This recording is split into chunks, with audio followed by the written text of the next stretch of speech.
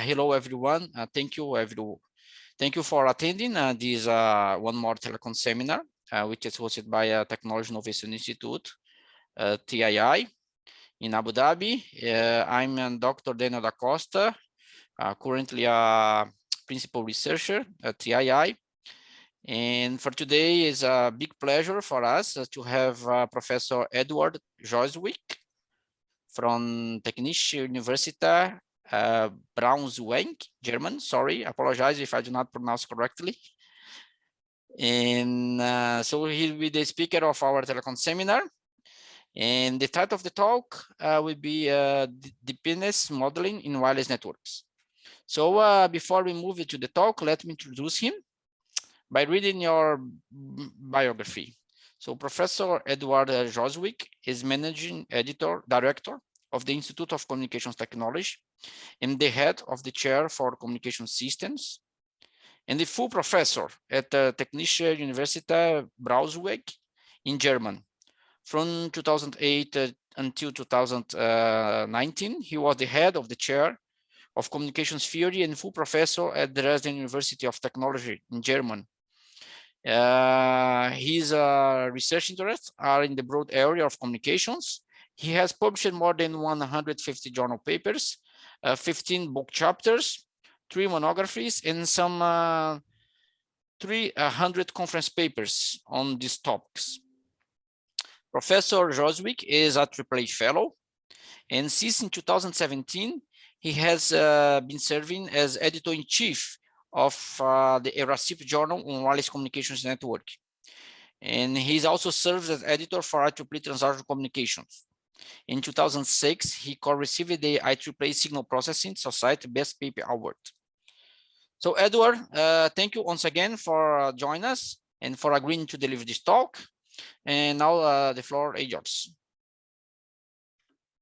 Yeah, thank you very much, Daniel. And also thank you, Carlos and colleagues at TII for the kind invitation to deliver this talk.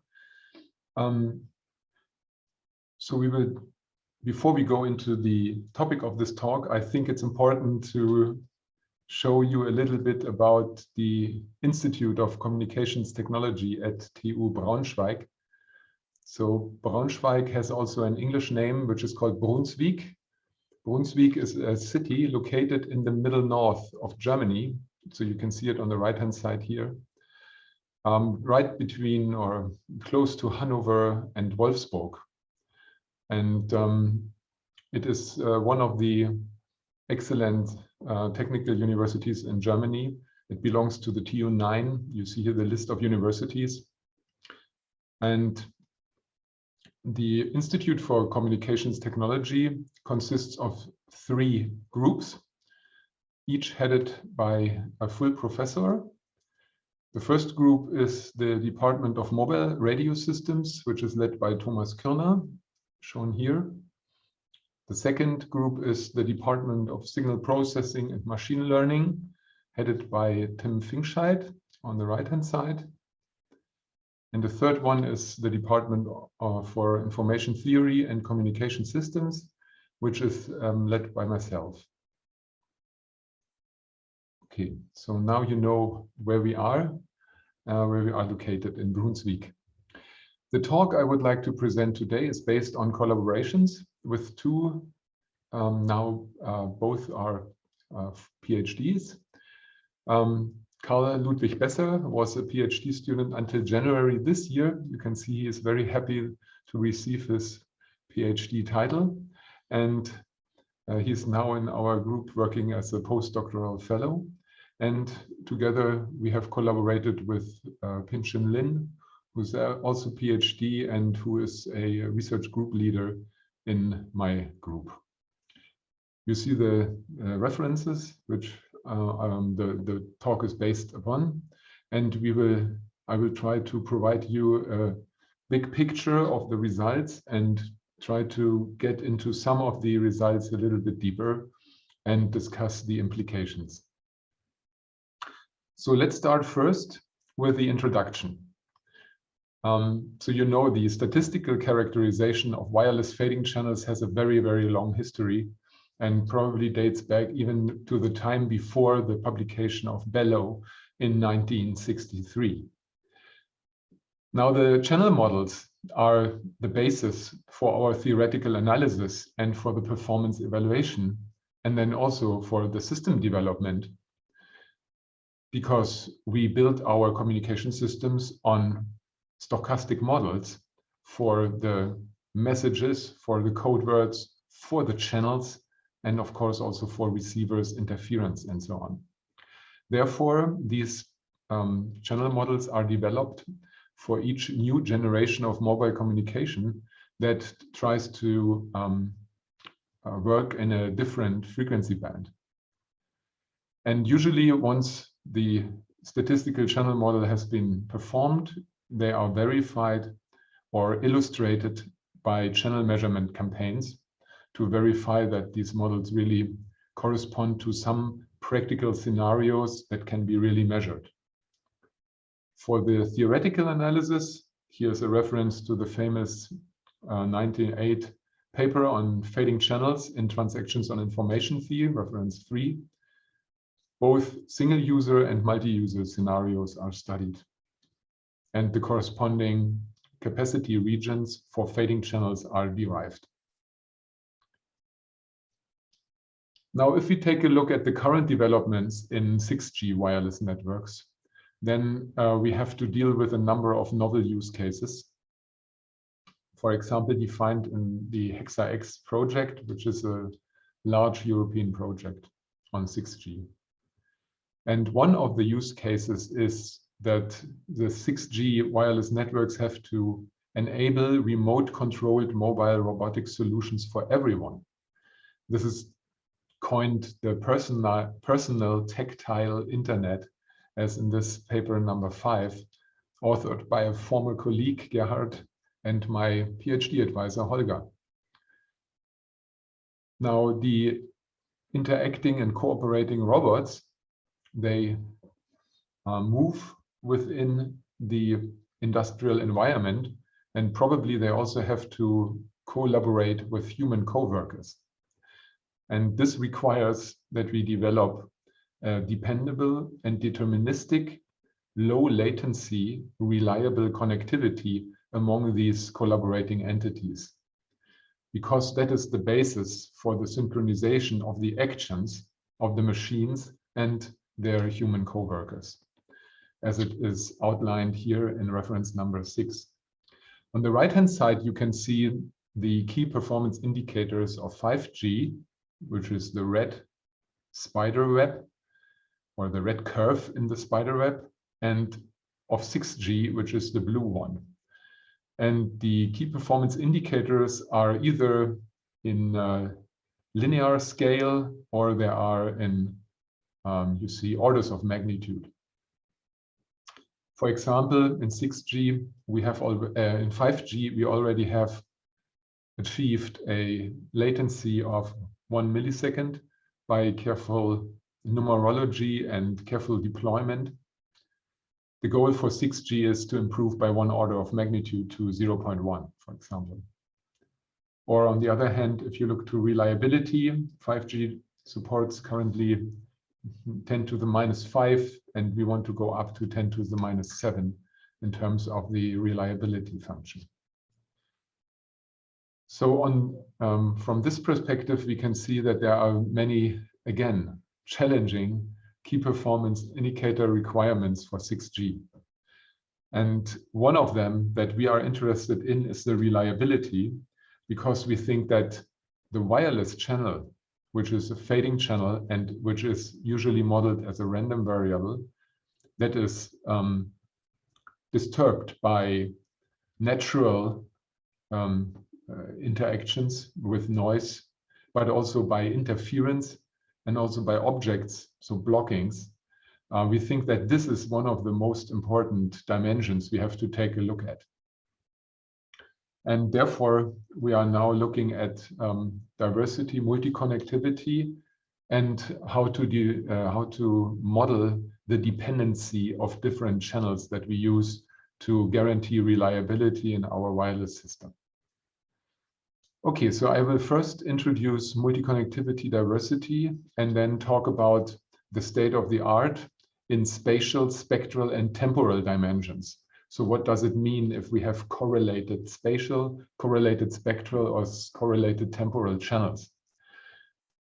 This will motivate to look at copulas or joint distributions of fading channels. And for this, I will provide you the state of the art. Then I will introduce the general dependency models and first show that the linear correlation models are not sufficient to capture the complete range of dependency models.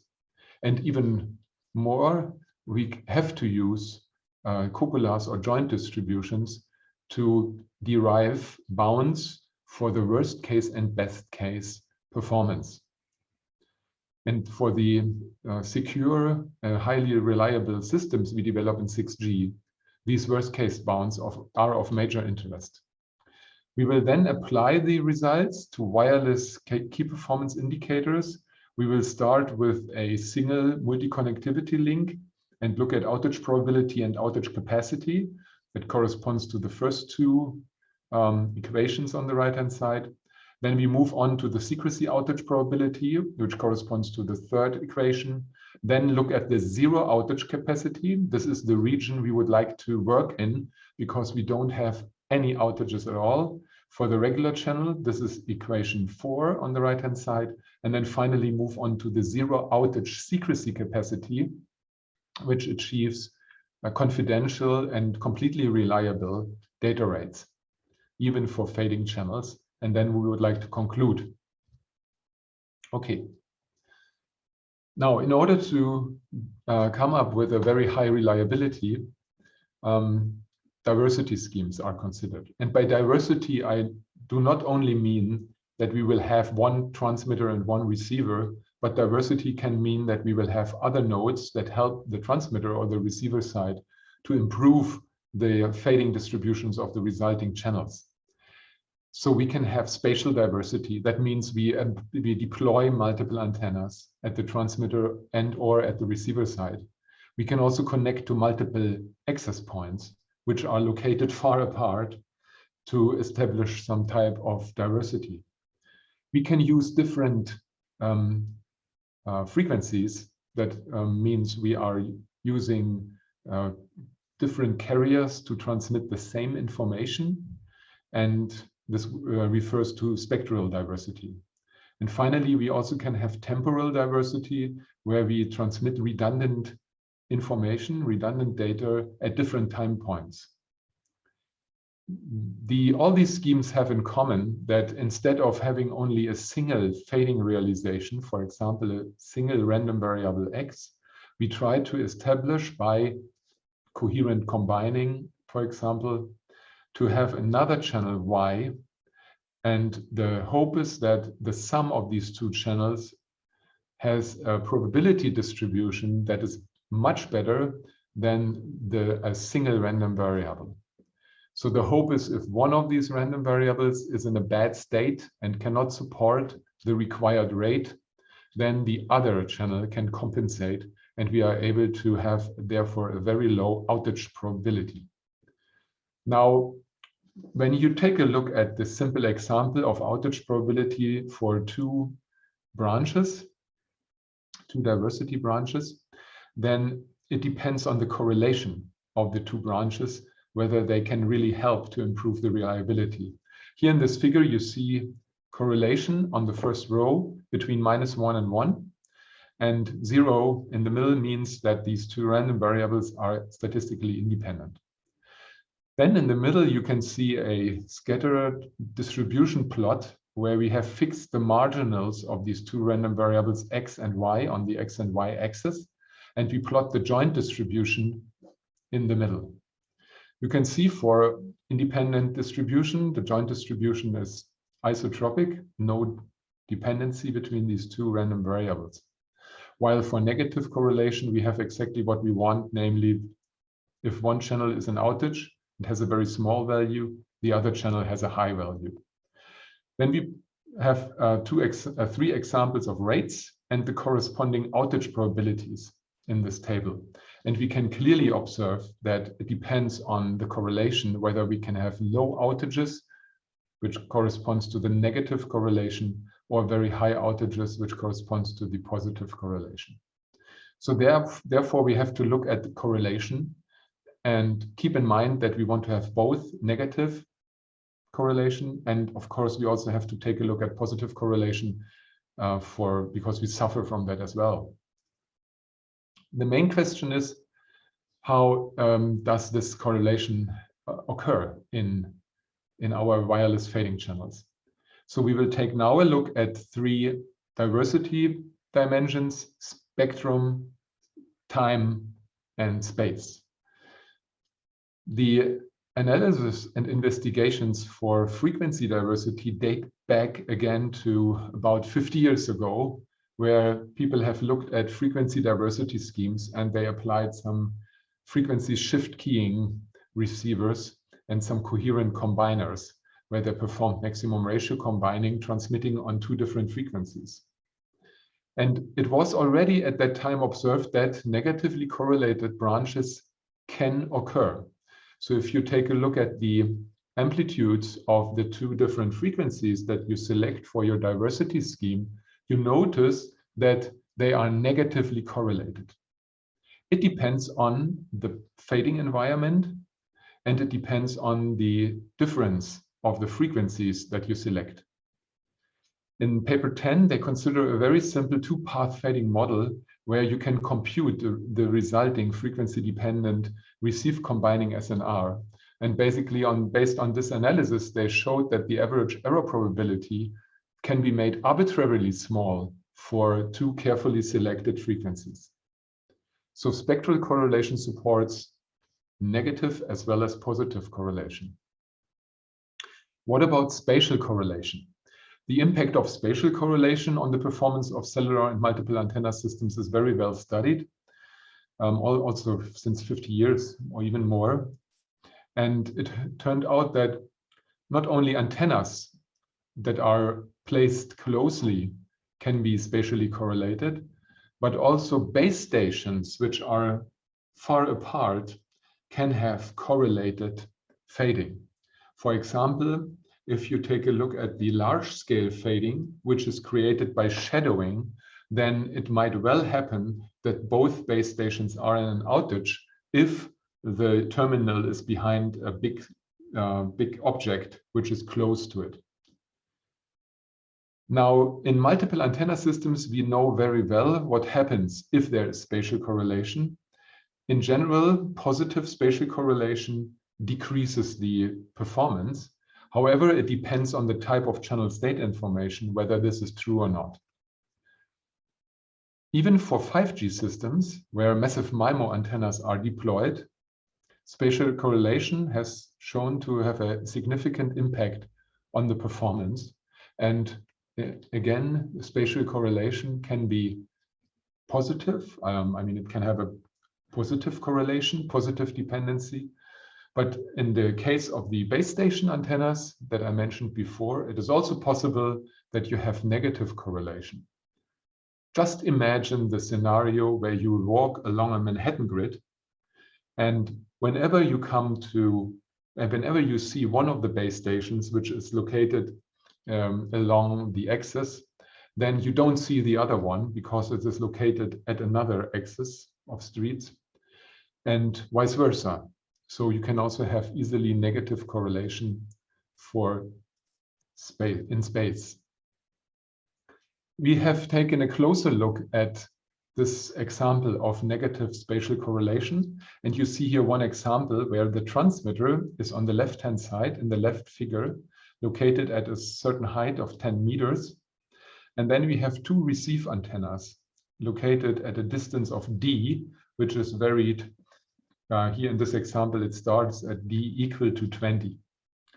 And the 2 receive antennas are located apart by some distance delta h that we can choose and vary freely. In this simple ray tracing model, we take a look at only one reflection component, only one multipath component, and the direct line of sight. In this simple model, we assume that the other multipath components are not there. For the computation of the received signal strength, we then take the squared envelope of the received signal at the blue location, at the blue antenna, and at the red location, at the red antenna. And we plot it here over the distance that the receiver has from the transmitter. And what we observe is that here, as a function of the distance, we can clearly see that if the blue antenna has a strong receive power, the orange antenna has a very weak receive power, and vice versa. And when you compute analytically the corresponding correlation metrics, then you can see indeed there is a negative correlation here in this example of about minus 0.7. So that shows that in the simple scenario, we can also create negative correlation for, in this case, small scale fading. Now, temporal correlation in fading channels is also well modeled, namely by having large and small scale fading effects, shadowing, and, for example, Rayleigh fading. And on both scales, we have correlation that occurs naturally due to the propagation environment. I just gave an example. Now, different diversity combining schemes were analyzed in the reference 15, and it was shown that in log normal fading, that is created by shadow fading, negative correlation can outperform the independent channels. In the reference 16, it is shown that non-identically distributed log normal fading channels can occur, and it means that basically you don't need to support all units that you deployed, because some of them do not really contribute to the performance gain, while others do very well contribute. So it can be also used to improve the efficiency of your transceivers. Okay, now let's take a look at the standard model that we have talked about until now, which is correlation. Correlation is basically the linear dependency that we model, that we use to model the correlation in our wireless fading channels. The standard model for spatial correlation is the model that is, for example, used in this paper over here, but it's used in many other works as well, where you introduce this parameter rho, which is the correlation coefficient, and then you generate your random variables according to the covariance matrix, which has rho on the non-diagonal entries. The question is, does this correlation cover all possible joint distributions which might exist between the random variables? And the answer is no. There are more general correlation structures possible. The general dependency we can have in our systems and also in wireless channels is more than just the linear correlation. We plotted here the outage probability for a two-branch diversity scheme over the correlation coefficient. And you see in red and blue the outage probability that we achieve by using the linear correlation model.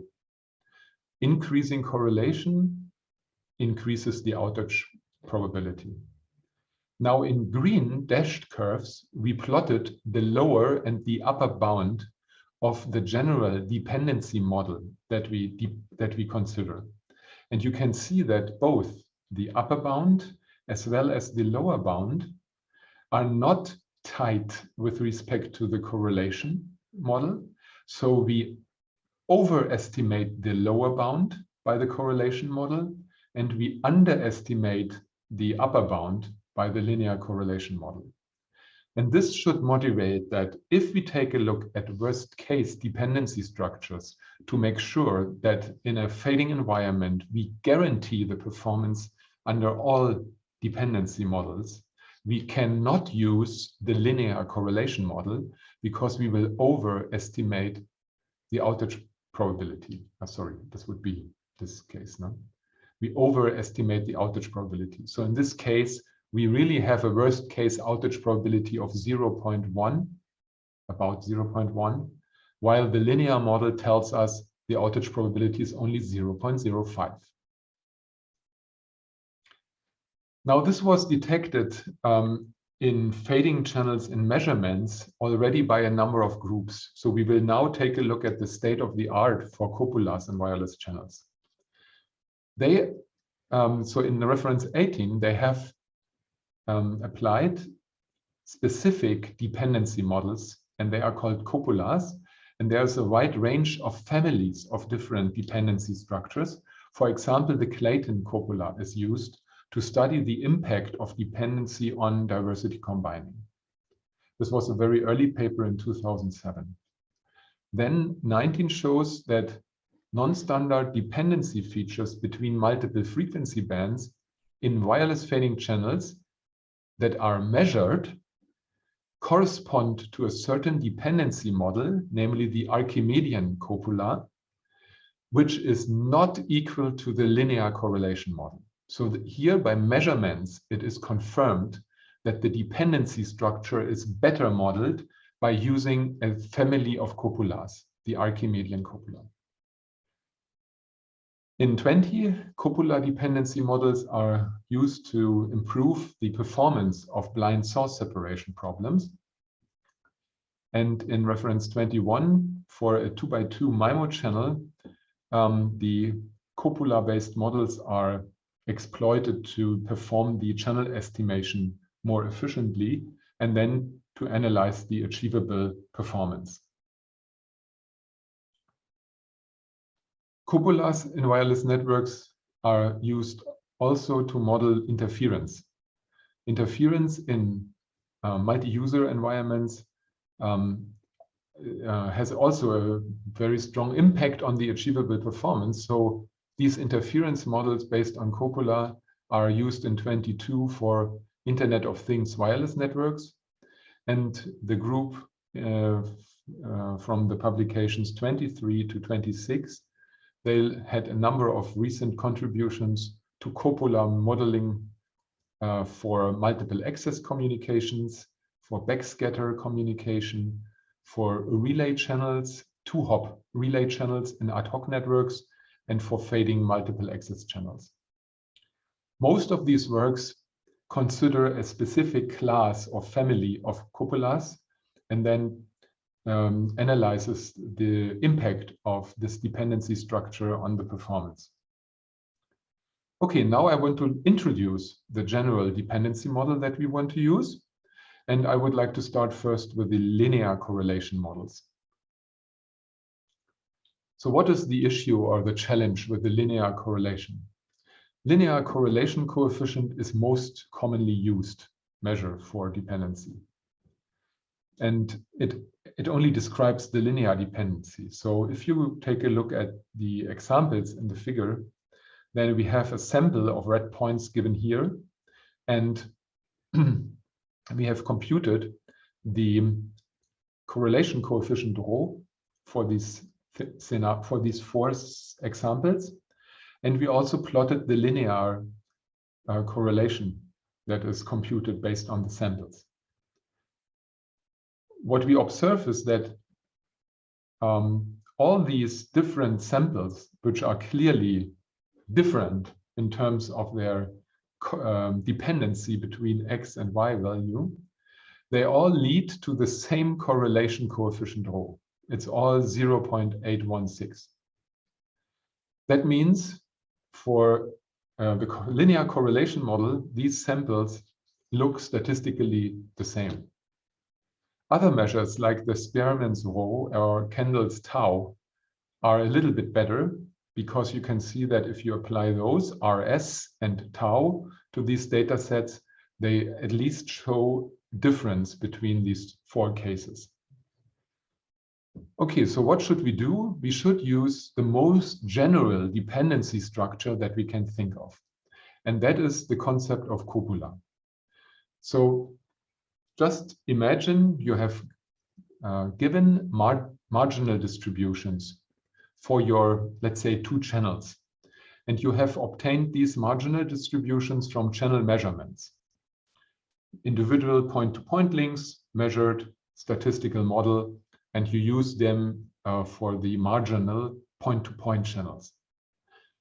Now, a copula is nothing but a function that takes as an input the two marginal distributions and maps them to a joint distribution. So this is reflected here. We take two marginal distributions and we map them to a joint distribution. Of course, when we do this, we have to fulfill the requirements we know from probability. So when you are at the lower left, so to say, if you plug in 0, then the corresponding CDF should have the value 0. Or if you compute the marginals, that means you plug in the value 1 for one of these two parameters, you should get the marginal distribution. So that's clear. So it should be grounded and it should have the uniform margins. And furthermore, it should have a property that it is so-called two increasing. This reflects that if you go over the joint distribution and you move from one point in the realization plane to another one, which is larger, which dominates the first one, then the CDF should always increase. And this property is reflected by this inequality over here. Yeah, so basically we can choose this function C and create from the marginal distributions any joint distribution we like. So here we have one example of such a copula. On the one axis, we have the marginal random variable u, and on the other axis, we have v.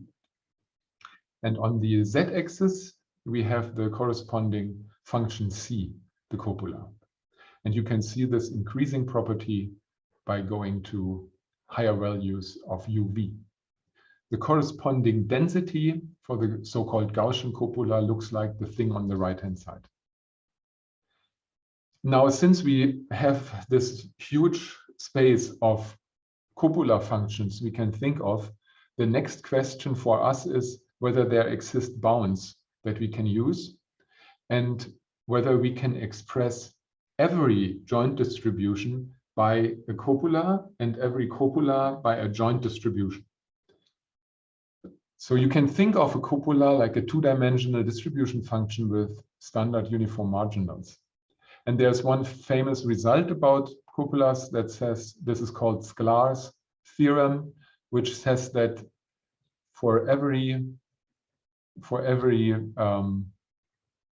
joint distribution function with margins fx and fy, there exists a corresponding copula that creates this joint distribution from the marginals.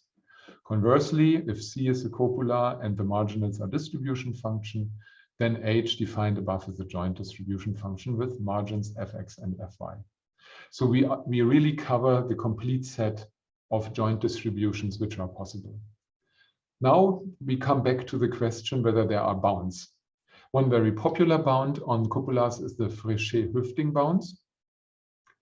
And this corresponds basically to the natural intuition of completely positive dependency, which is corresponding to the copula on the right-hand side, M, capital M, and the left side of the inequality corresponds to the case of completely negative dependency.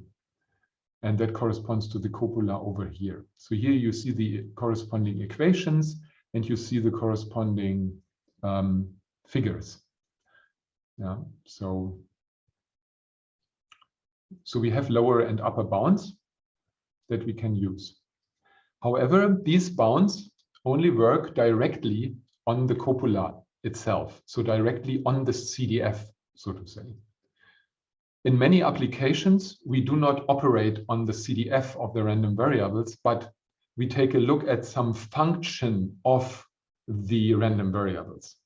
So we would like to have lower and upper bounds for functions of two random variables based on copulas.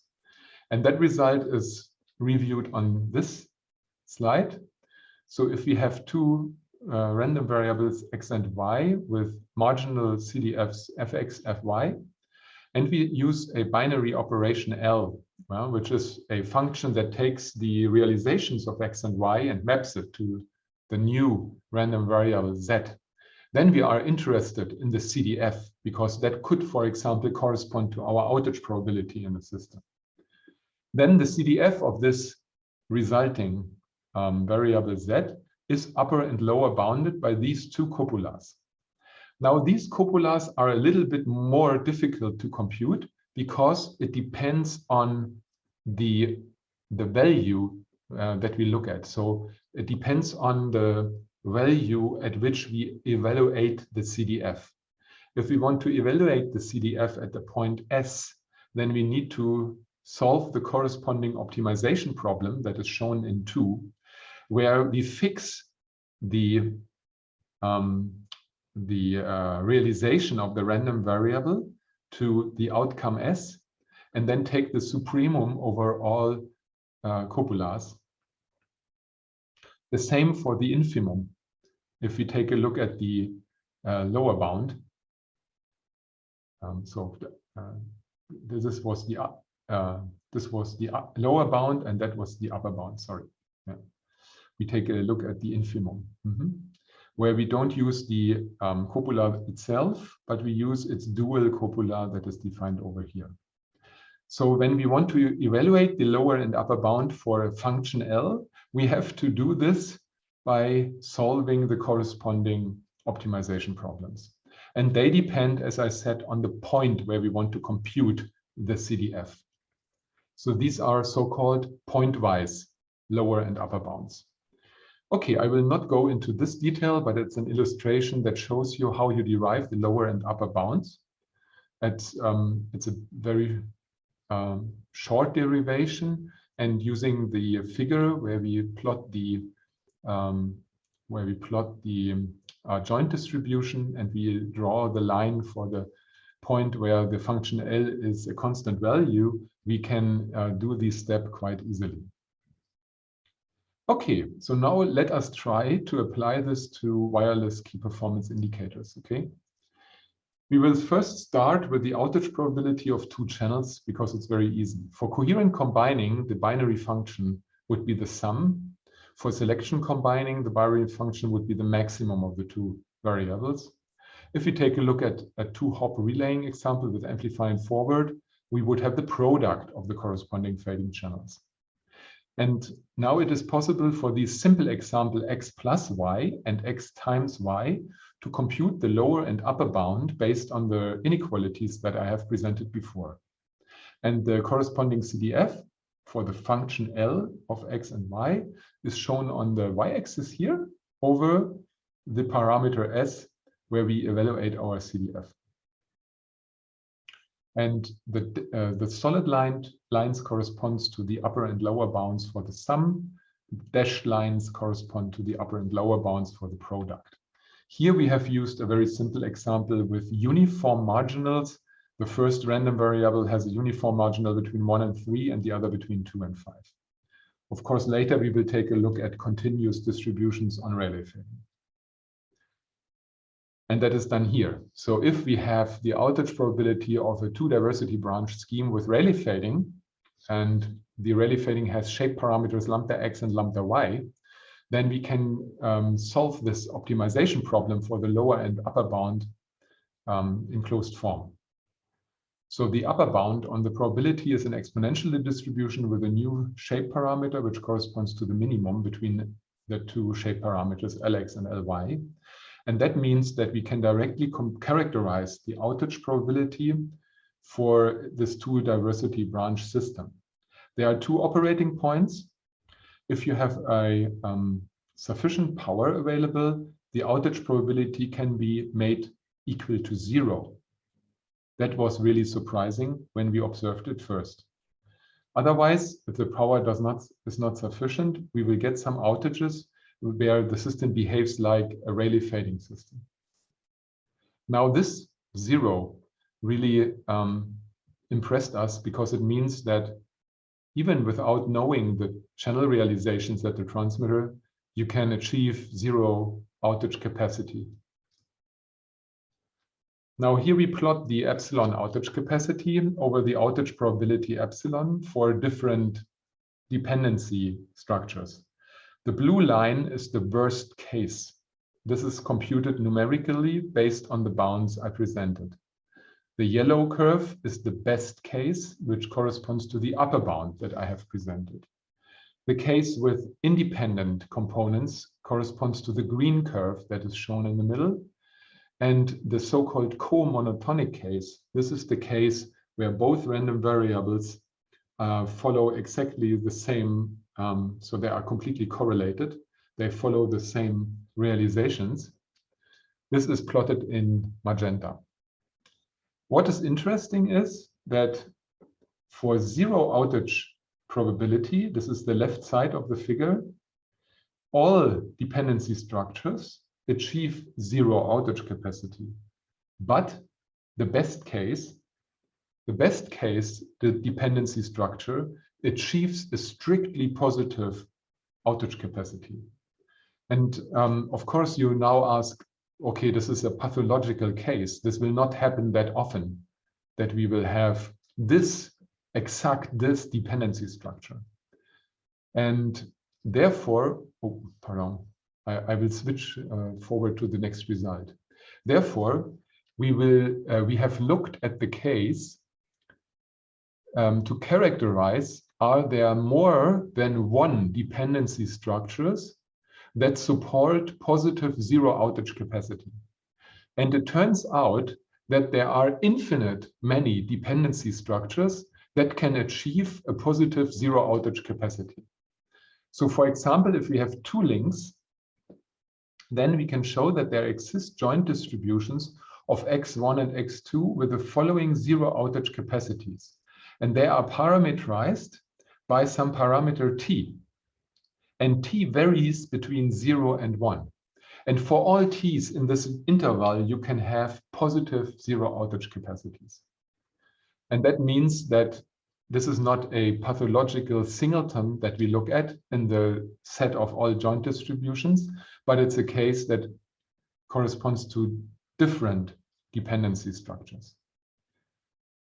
Now, when you take a look at an example here, then we can see we are using the Clayton Copula. And we have channel gains x1 and x2, which have a Rayleigh fading, so they are exponentially distributed. Then you see the independence copula. Now, if you use the so-called Clayton copula with parameter theta equal to minus 0.75, we observe these samples shown on the right-hand side. And we can easily spot this range over here, where we do not have a single realization. That means we can transmit up to a rate which is supported by the channel gains achieved in this lower box, so to say, lower rectangle. Yeah? And this behavior enables a positive zero outage capacity. And we can really find many examples of those copulas that achieve positive ZOC. The characterization for more than two links is a little bit more involved because, because for more than two links, this lower bound cannot be easily computed. However, we found a way to characterize the zero outage capacity for arbitrary number of random variables, which have, so it's a homogeneous case. All marginal distributions are the same, corresponding to fx. And we have to make one mild technical assumption, namely we call this, it's a B symmetrical distribution. And this means that this optimization problem over here, where we optimize over the realizations of the random variables and minimize the sum over this set B, the set B is basically the set that corresponds to the box where no realizations occur, which corresponds to the empty box on the close to the origin. And we have to make sure that the solution to this problem is symmetric. It lies on the identity line. If this condition is fulfilled, then we can characterize the corresponding zero-outage capacity.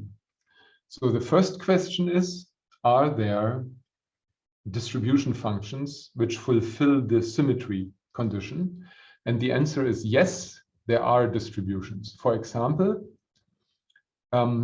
we have here in lemma 5 a sufficient condition for the symmetry from the last slide. And most of the common fading distributions fulfill this sufficient condition. For example, Rayleigh fading does it. The channels are exponentially distributed and therefore they have a monotone density.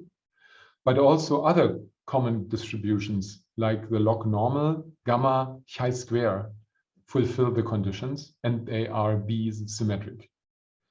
There is one example, a counterexample, of course, where a distribution is not B-symmetric. That's a Weibull distribution with scale parameter lambda equal to 1 and shape parameter k equal to 6, even for the case n is equal to 2. But the most common fading distribution fulfill that. And then we can provide efficiently computable bounds for the zero-outage capacity that hold for any number of links. So the outer bound on the maximum ratio combining zero-outage capacity is given by equation 21.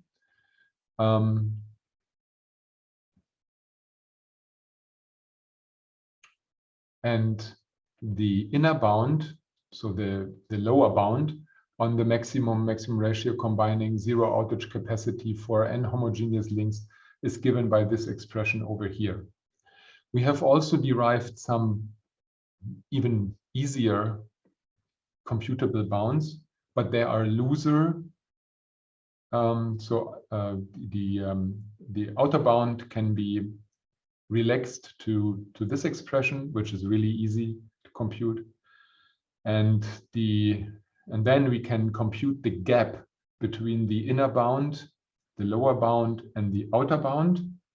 And we can show that this gap between the two bounds is, again, at most, the expression on the right-hand side over here. So it's the logarithm of the average of the random variable divided by the inverse CDF evaluated by 1 over the Euler's constant. So this does not grow, and that's important, with a number of branches. This is independent of n, because it relates only to the prototype random variable that we use to describe the branches. So it does not depend on n, and it is a fixed value. Yeah, here's the corresponding plot. So we take a look at the zero-outage capacity here for different Copula parameters t, for different signal-to-noise ratios on the two links. Here we have in green 0 dB, in blue 5 dB, and then different variants or different combinations of these links. And of course, one open problem we are interested in is to understand if you select the average performance of the links carefully, is it better to have a homogeneous case or is it better to have heterogeneous case? For the extension to more than 2 antennas, we can only plot the values, the lower and upper bounds for the values. Here on the left-hand side, we see Rayleigh fading for average signal-to-noise ratio of 0 dB. And the inner bound from theorem 9 is the red line, and the outer bound, the outer bound is the yellow line. And the exact values can be computed, and that is the green line in between. For Nakagami M, we have a similar behavior. Okay, we can do the same for selection combining. Yeah, I think the idea is clear. You replace your binary function by the maximum, and then you solve the corresponding optimization problem, and you find the maximum zero outage capacity here in closed form. Okay, so what's interesting for selection combining is that when you compare different fading statistics, so Rayleigh fading with Nakagami M fading with different diversity orders 2, 5, 10, then you see there is an intersection point depending on the number of links.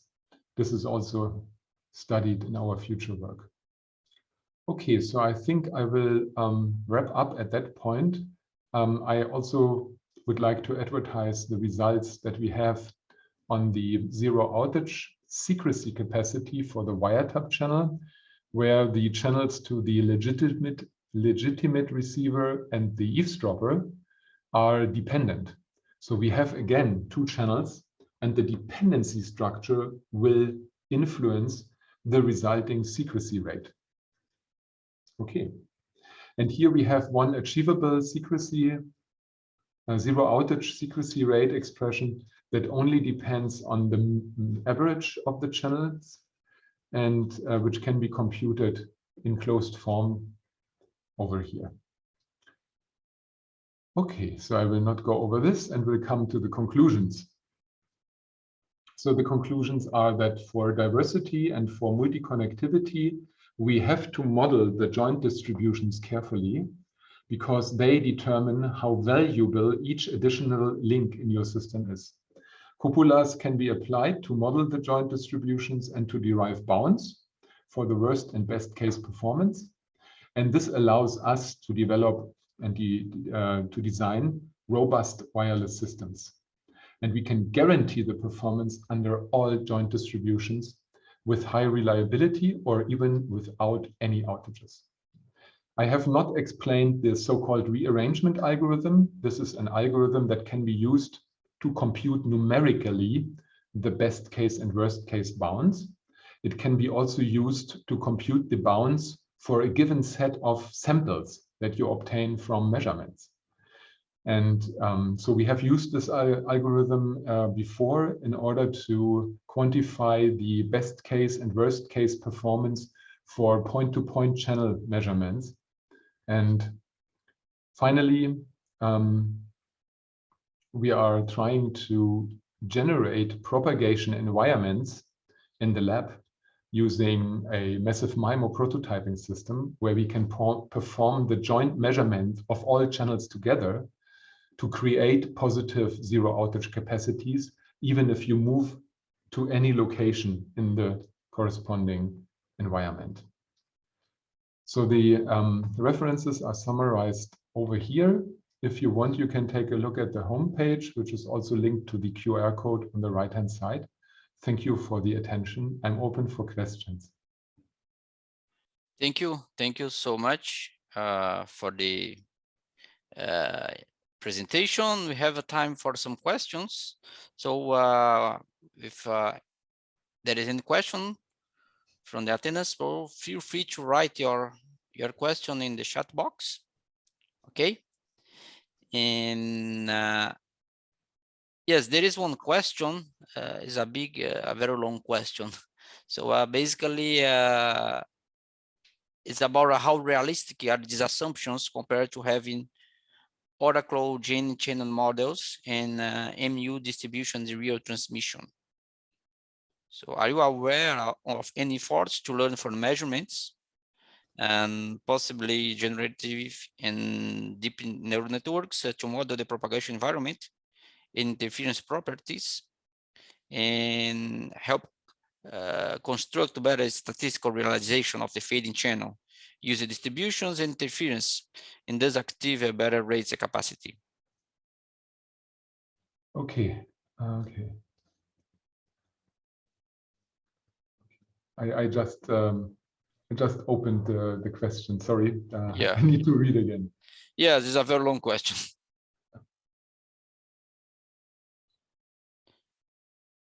Okay. Yeah, that's a very interesting question. Yes. So the idea, yeah, I mean, this relates to what we are currently working on. We want to this is exactly what we want to understand. how can we influence, or where can we place the antennas? Where can we place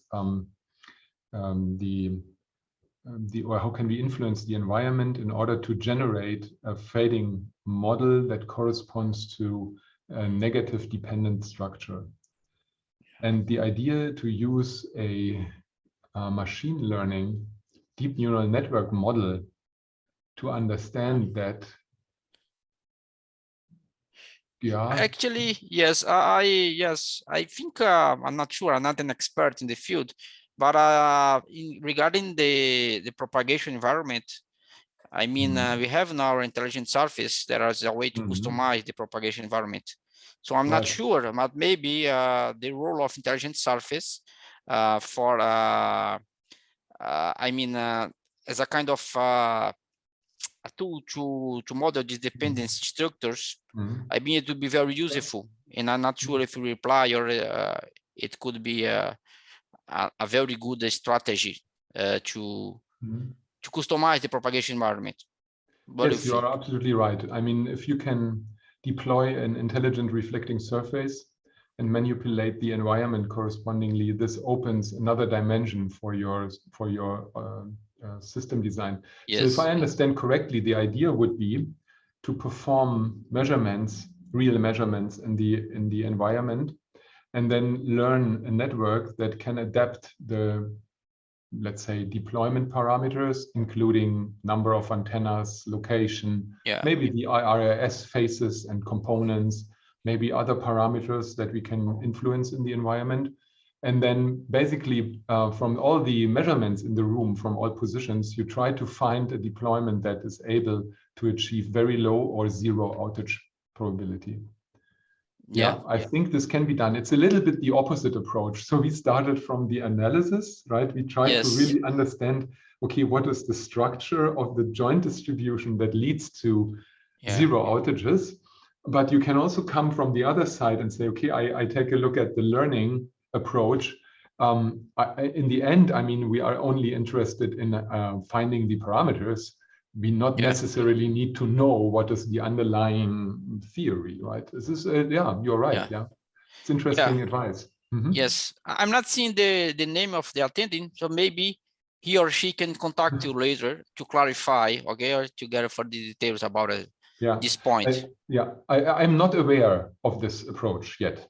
Yeah, I mean, I have seen that people have worked on optimizing IRS using learning. Yes, we have also worked in this area. So we have applied some learning techniques from image classification to learn the RAS elements. Yes. But I have not seen that we target the zero outage capacity. So in this case, we don't have channel state information at the transmitter, and it should work for all points in the environment. So this is a little bit different goal. Yeah, thank you. Yes. Okay, I have, let's see if I have one more question. 1 minute. Carlos has one question. Is this zero outage probability zone guaranteeing a specific rate? Yeah. And it's good. We can get a nice reliability, but what about the activity capacity in this region? Yes. 1 second. Let me open the presentation once again. Yeah. I mean, the question is basically about if outage zero. Yeah. We have the corresponding figures here. Yeah. So so it depends. It depends on. So in this simulation, it depends on the Copula parameter. This was the parameter T that I have introduced when we computed the set of all dependency structures. So if this parameter is the maximum equal to 1, then we get the highest zero outage capacity, which corresponds here in this case to this value. So it depends on which dependency structure you have, but all blue ones, for example, are positive. Another example for zero outage capacity is, I don't have it on the slide, but we can derive it from here. If you solve this equation here for R, so if we are operating in the zero outage probability regime, we solve for R, then we get a closed form expression as a function of the transmit power. So we can directly see that, again, the zero outage capacity scales logarithmically with the transmit power as the regular capacity. Yeah. Okay. Okay, thank you. Thank you once again, Edward. I think now I'm going to conclude the section, the seminar. I think in any case, if we have any more questions, I ask the attendees to drop you an email, okay? And yes, sure, thank you. Yeah, and I would like again to thank everyone to attend this meeting, this seminar. We are organizing a bi-weekly seminar, so every 2 weeks we have one telecom seminar. So please keep an eye on this the next talk. I'm also advertising from mailing lists, okay? And we are also recording all the seminars and make them available in our YouTube channel. Okay, so thank you very much, everyone, and see you again in our next telecom seminar.